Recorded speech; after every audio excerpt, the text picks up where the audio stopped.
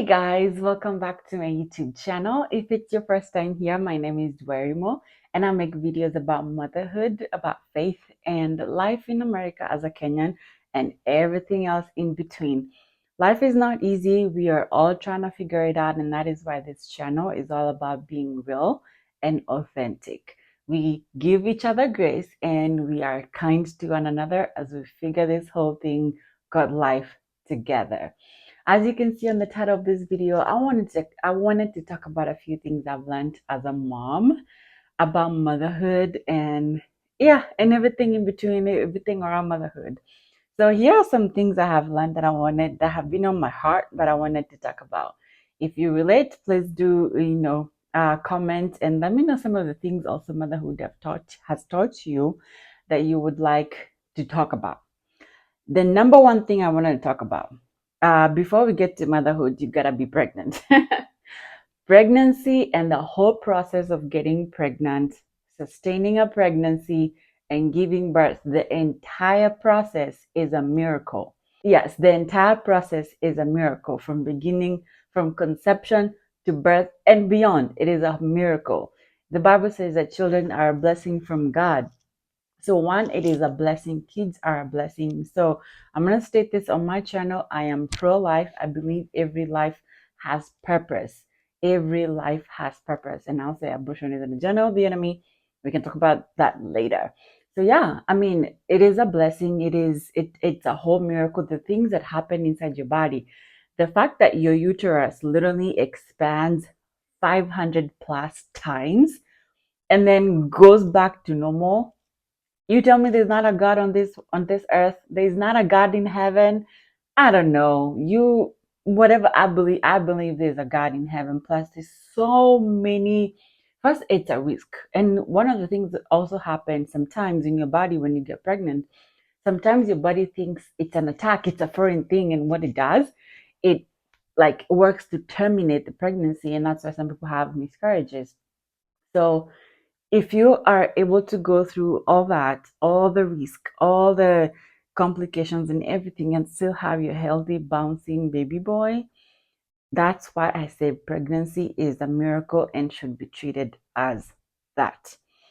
And this brings me to my second point. Point number two. You know how we say mind your business? I'm going to say mind your womb. Okay? If it ain't your womb, mind your own. And I say this honestly because, especially in the African culture, let me say in the Kenyan culture, there's a lot of insensitive comments that come in when people get married or stuff like that, even when someone is pregnant. There's a lot of lack of empathy, and it needs to stop. Mind your own womb. One, because as I said, it's a miracle. You have no idea that the person that you're speaking these insensitive comments to, you have no idea how long they have been trying. You have no idea what they're going through. You have no clue unless they bring you into their story, unless they bring you into their life. You have no idea what's going on with them. So keep your insensitive comments to yourself. Stop asking women when they're going to have children, why they have only one child, why they have five children. Enough. Like, it's none of your business. If you do not live in that home, if you're not married to that woman, kindly let's keep these insensitive comments to ourselves because we have no idea what people are battling. And it's personal to me because I remember after we just had our second miscarriage, there's a woman in church that came up to me and she was like, Remo, give your husband a child now, stop denying him. And I looked at her and I was like, should I go all, ah, Holy Spirit, tame my tongue at this point because I was about to go off on her. Because I'm like, do you have any idea what I am going through in this instance? And you say such insensitive comments. Do you think it's not that I don't want to?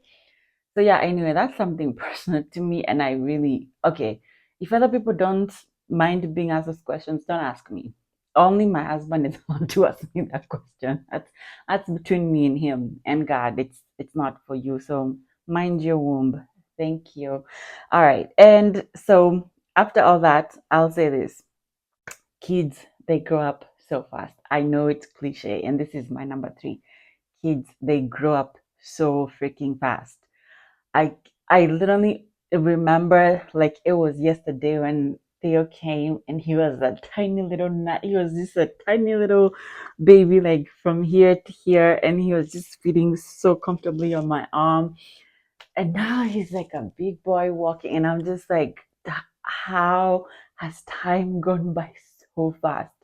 You know when they say the days are long, but the years are short, and that there's nothing that could be more true when it comes to children. So snuggle with them, cuddle with them, like hold them. You're not spoiling them. Like spend as much time as you can with them because they grow up so fast. And I'm learning that every single day. Yes, they grow up so fast. Spend as much time as you can with them. Um, Number four, if my child does not get to be exclusively breastfed, they will be fine. With my first baby, obviously, I was like, I had this, I put this pressure on myself that he had to, had to be exclusively breastfed. And my husband and I got into a little bit of friction about that because I don't know, I just felt like I just want him to be just have breast milk and nothing more, nothing less. So what this created is a little guy who does not want a bottle, who does not want anything that is not mommy's milk from the boob. And it was such a struggle and an uphill task to get him to take a bottle, even with breast milk. He did not want to see a bottle because we used to be here the entire time. And then another thing, and I'll mention again, I will try as much as possible, God willing, on my second baby to now breastfeed on demand because, hey, Maze, me, I don't know what it was. I think it's just fast time, mom. It's all about your baby and it's good. But when they recommend, that's the reason as to why doctors recommend to feed every about 2 hours. Hey, yeah, he got used to the boob too much to the point where introducing a bottle or even introducing formula, it was such an uphill task. And I'm gonna say that's a battle we ended up not winning. He won. See, he won. But now I learned. And then another thing that happened, because of the pressure I gave myself to exclusively breastfeed, I ended up eating way too much. I drank too much uji, and my weight ballooned. Oh my god. When I tell you I gained almost an extra 15 pounds, like the day I went to give birth, the weight I was, postpartum, I gained another 15 because I was like, I gotta get this milk. I gotta have as much milk as possible. Now I know it is not the end of life. Formula is good enough. And again, this is me. If you still believe that your child needs to be exclusively breastfed, that is on you. And I always say, boils down to you and your partner. Whatever you agree on works best. Now I see why my husband was insisting, let's also do formula. Let's also do formula. Let's give a bottle. Give a bottle as soon as possible, even if it's breast milk in a bottle.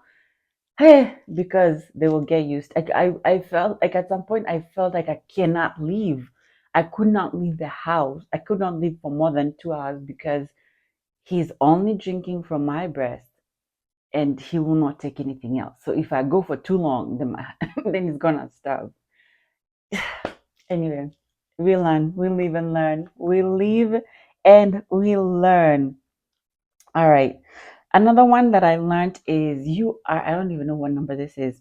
You are your child's number one advocate. And I've learned this, and I think I talked about it in another video a little bit, even with your pediatrician. And I'm learning this also talking to moms who have kids in school. You continually have to be your child's advocate. If something does not sit right with you in your gut, advocate for your child because ain't nobody else who will ever advocate for your child the way you will do. If you feel the doctor needs to check this thing, insist on it. And these are some of the things we have learned because at first we believed the doctor so much, and whenever they said, "Oh, it's fine, it will go, it's fine." If your gut doesn't tell you it's fine, if your gut tells you get a second opinion, do it. And if you want the doctor, like, I don't want to ramble too much, but there's a reason why we switched our pediatrician because we were not handled well. Like, I'm asking you, give my child the flu test. Like, if I ask for the flu test, I'm paying for it. Give my child the flu test, you know? So you have to, especially in America, and if you're gonna raise Black children, unfortunately, and it starts from pregnancy. But the moment you get pregnant with your OB, and even when you go to give birth or whatever, you continually have to advocate for yourself. If something doesn't sit right, if you need a certain test, don't let anyone take it so lightly for you. And if they do, second opinion, go see another one, go see another OB, go see another pediatrician. Like, advocate for yourself. And there's something I'm also learning because I guess my personality is kind of like, I don't want to cause too much because it's like, it's okay, it's fine, I'll take it, it's whatever. Like, okay, I'll trust you. You're the professional, I trust you. I'm learning. We have mother instincts for a reason. We're parents for a reason. You gotta advocate for your child because nobody else is advocating for them. All right. Uh Another one. Again, I don't even know what number I'm on now. And this is I'll say this. Try as much as possible not to compare your child's milestones with somebody else. Kids grow up differently. They all respond differently. They grow up differently. They have their A kid, they will crawl when it's their time to crawl. They will walk when it's their time to walk.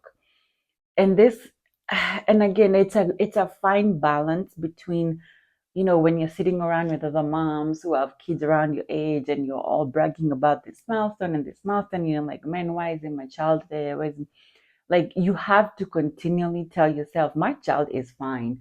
Ain't nothing wrong with my child. Unless something is medically wrong with them, relax, mama. They will hit their milestones when they hit their milestones. And this is when I'm like, when people come in, like, oh, he's not walking yet. He will walk when he walks. He is fine. He will walk when he walks. He doesn't have a problem. He will walk when he walks.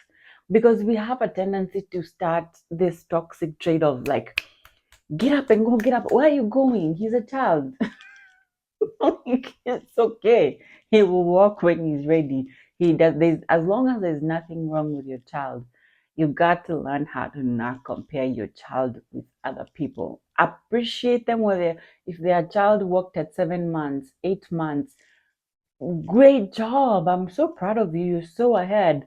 But it gets to a point where they all equalize. They all equalize in a good school. Plus, just love on your kid. Just love on your kid. Encourage them. Encourage whatever you can. Do whatever you can do, but don't compare. And that comparison goes all the way until we are adults, because sometimes we tend to still compare ourselves to other people, even when we are adults and stuff. So the comparison game is just a rabbit hole that is not doesn't help anybody. So start with your children. The other one I want to talk about is, I realized, and someone told me this, and it never made sense until I actually became a mom. There's two births that happen when a woman gives birth. A child is born and a new woman is born. Absolutely so true. Like, one, you will understand what unconditional love is. My God, I now you get to see a glimpse. Let me say a glimpse because we can never comprehend the love of God to us. You get a small glimpse into how God loves us unconditionally. Because the kind of love you get for your child, my God, it is, man, a new woman is birthed when you give birth. And it's amazing because you're stretched now from being a wife to being a wife and a mother, on top of all the other things that you gotta do. And then this is another place where, like, it can get a little tricky. Women, we are born to be naturals. Like, we are created to be naturals. Like, it's a natural thing for us to be moms. And what happens is it's such a natural inclination where all your love and attention and everything goes to your baby. You don't struggle. It's not a relationship you have to really work so hard on because it's such a natural. And that is why moms, even of people who are mothers and stuff, they will still be fighting for them. They still have so much love for them. It's a kind of bond and relationship only a mother can have with a child, and only if you have a child will you understand this concept actually. So you have to be absolutely extra intentional to make sure that your husband still receives love and attention, because it is so easy. And I see it now, I see it so perfect, like I see how easy it is to just give all your undivided attention and love to your child and kind of neglect your husband, because that is a relationship you have to nurture. And this relationship with your child is something of nature. It's just natural. It's there. Like you can't, I don't even know if my words are explaining it right. So you have to be extra intentional in making sure that your husband feels the love and attention that he has been receiving this entire time before the children. And I'm not saying that I did it perfectly. I'm still trying to learn. So I'm saying this whole new woman that was birthed, because I came from giving my husband all the attention to now my attention goes with the baby, and there's my husband here. So trying to balance those two, it is an interesting thing, but by the grace of God, we navigate. And that's why I love this platform, because I can be authentic and say it has not been perfect, but it's been a journey of learning. We make mistakes, we pick ourselves up and we try again. We make mistakes, we give each other grace, and we're kind to one another. And I'm blessed to have an amazing partner who has been there to really navigate, because we've never been parents before. We've never been in this situation before. We are also learning for the first time. And you can hear a lot of things. You can be told a lot of things, in theory, but until you get there, even when you hear this message from me, that a new woman will be birthed in you, and you will have to make sure you give your, you will, it sounds doable in theory, but when you're actually in it, you'll tell me about it. Tell me, and if you ever struggled with this or if you did not, I would love to hear. Please tell me in the comment section and tell me if you ever struggled with like balancing up being a wife and a mom. Let me know. I want to hear. Maybe I'm the only one. If I'm the only one, God help me. If I'm not the only one, please let's give each other a group hug and remind each other that it gets better and it will be better. All right, this other point. They say that it takes a village to raise a child. Let me just say, sometimes the village does not come. And especially when you live in America, because everybody is so busy. They got jobs, they got things to do. Everybody is so busy. And if you watch my other video where I was talking about things I've learned about America, like culture shocks, everybody is always so busy. So the village, when they come, they'll come once in a while. Yes, they do. But 9 out of 10 times, it is you and your child, honey. It is you and your child. I want to say this. I am blessed that my mom came and stayed with us for 1 month. Bruh, I don't know what I would have done if she wasn't there. I do not know what I would have done. Hey, and then you develop a fresh new respect for your mother. Like, I respect and love my mother so much more after becoming a mother. Like, hey, and knowing that she had 4 kids, and then went to school after the first. Man, when you look at it, you're like, hey, more grace, more power, much more respect. But yeah, sometimes that village doesn't come. When they come, appreciate them, but don't have too much expectation of them. If you're surrounded by that kind of a village, well and good, appreciate it. And when you get the help, appreciate it. But one thing I know I'll probably do next time is try to prepare ahead of time. Find someone that can maybe like get food. Um, but yeah, sometimes you're gonna be on your own. You're and your husband. Sometimes you're on your own, and life goes on, and you're gonna make it, and you will be all right. Okay, you will be all right. All right. To my last point of today, there's so many other things I would want to talk about, but the last one I want to talk about today, listen, if you got pregnant and went all the way and you had a baby, regardless of the channel you used to have that child, whether they came early, whether you got an epidural, whether you had a natural birth with no medication or any intervention, whether you had a water bath, whether you had a doula, whether you had whatever, however that child came into this world, as long as you, the mother, and that baby who is healthy walked out of the hospital or that birthing center, that is a natural birth. And we need to stop stigmatizing women who choose a certain method of birth versus another. People nowadays have seen this whole craze of, oh, elective CS is the best because you don't feel any pain. If that's what you choose, well and good. But don't look down on people who actually choose to have a natural birth. If you decided to have an epidural and another woman decided to have an unmedicated birth, let's not look down on each other because one decided to feel all the feels of labor and delivery and another decided to not feel all that.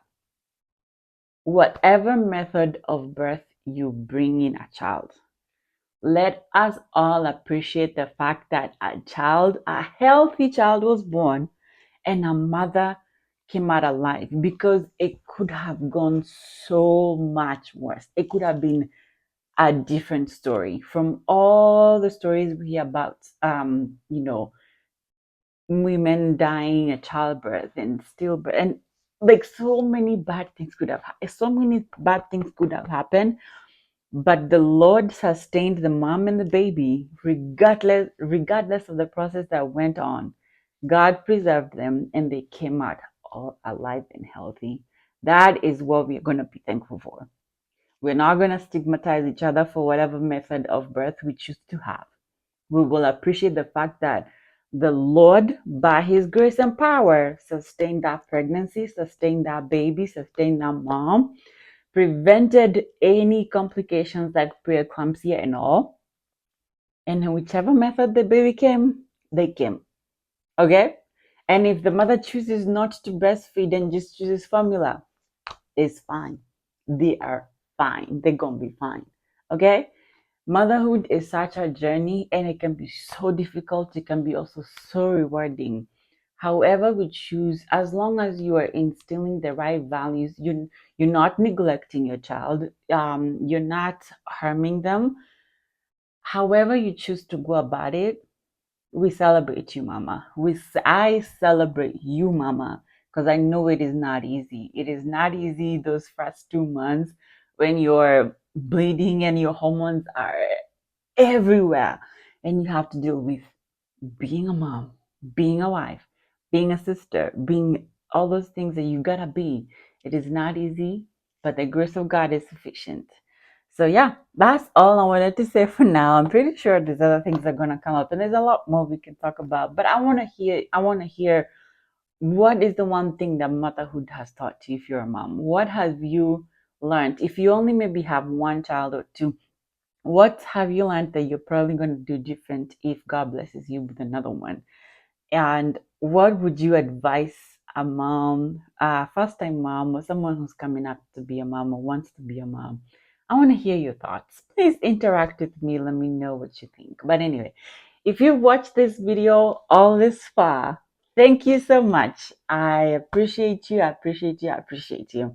If you have not subscribed yet, please do hit that subscribe button, like, comment, and share. And I will see you guys on the next video. Have a good one. Bye bye.